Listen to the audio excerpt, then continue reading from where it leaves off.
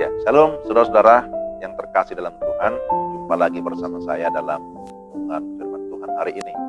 Dan sebelum kita membaca, merenungkan firman Tuhan, mari kita berdoa terlebih dahulu. Mari kita berdoa. Ya Tuhan, kami bersyukur ada kesempatan bagi kami mendengarkan firman-Mu.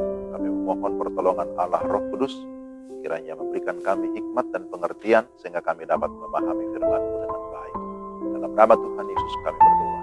Amin. Mari kita membaca firman Tuhan.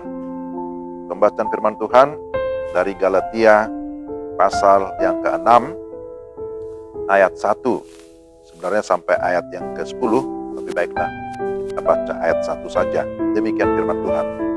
Saudara-saudara, kalaupun seorang kedapatan melakukan suatu pelanggaran, maka kamu yang rohani harus memimpin orang itu dan yang benar dalam roh lemah lembut sambil menjaga dirimu sendiri, supaya kamu juga jangan kena pencobaan.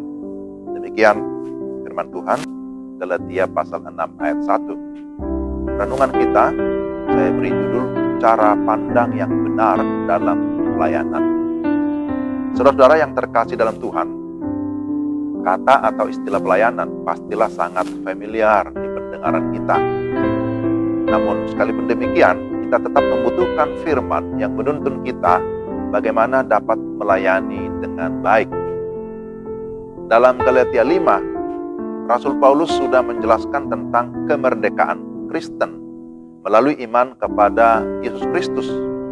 Lalu kemudian Paulus menekankan bahwa kemerdekaan harus diaplikasikan dengan cara melayani seorang akan yang lain oleh kasih. Kemudian pasal yang ke-6 yang kita baca tadi berbicara tentang praktik kasih yang terlihat dalam relasi saling membantu atau saling memperhatikan satu dengan yang lain. Saudara, mari kita perhatikan beberapa prinsip yang sangat penting bagaimana cara pandang atau cara melihat yang benar dalam pelayanan yang dinyatakan dalam Galatia pasal 6 ini.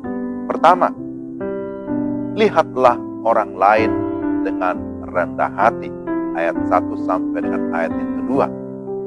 Dalam ayat 1 disebutkan, saudara-saudara, kalaupun seorang kedapatan melakukan suatu pelanggaran, maka kamu yang rohani harus memimpin orang itu ke jalan yang benar dalam roh lemah lembut sambil menjaga dirimu sendiri supaya kamu jangan kena pencobaan.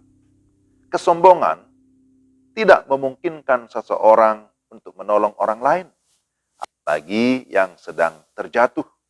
Akan tetapi kerendahan hati akan mendatangkan berkat bagi saudara dan juga bagi orang lain.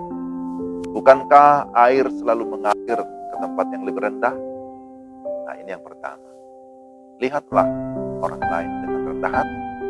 Yang kedua, lihatlah diri saudara secara jujur.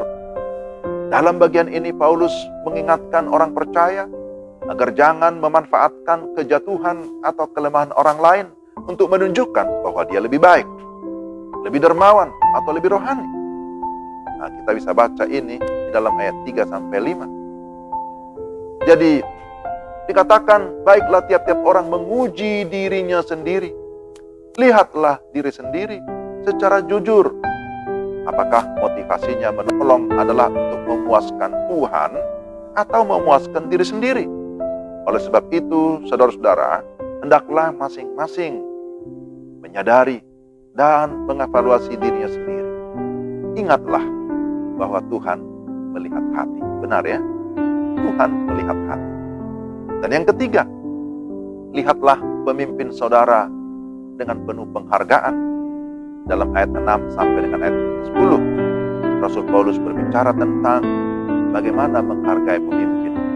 Dalam ayat yang ke-6, Rasul Paulus mengingatkan jemaat agar melihat para pemimpin, dalam hal ini para pengajar firman, dengan penuh penghargaan atau penghormatan. Pengajar atau hamba Tuhan bukan orang yang gila penghargaan atau penghormatan. Bukan. Tetapi dikatakan, perhatikanlah bahwa mereka hidup dari pelayanannya. Dan silakan membagi apa yang ada padamu. Akan tetapi, menaburlah dalam roh bukan dalam daging, supaya pemberianmu itu memiliki nilai rohani yang kekal, dan dengan demikian kamu juga akan menuai hidup yang kekal dari roh itu. Ayat yang ke-8. Yang terakhir, poin yang keempat, lihatlah salib Kristus dengan jelas.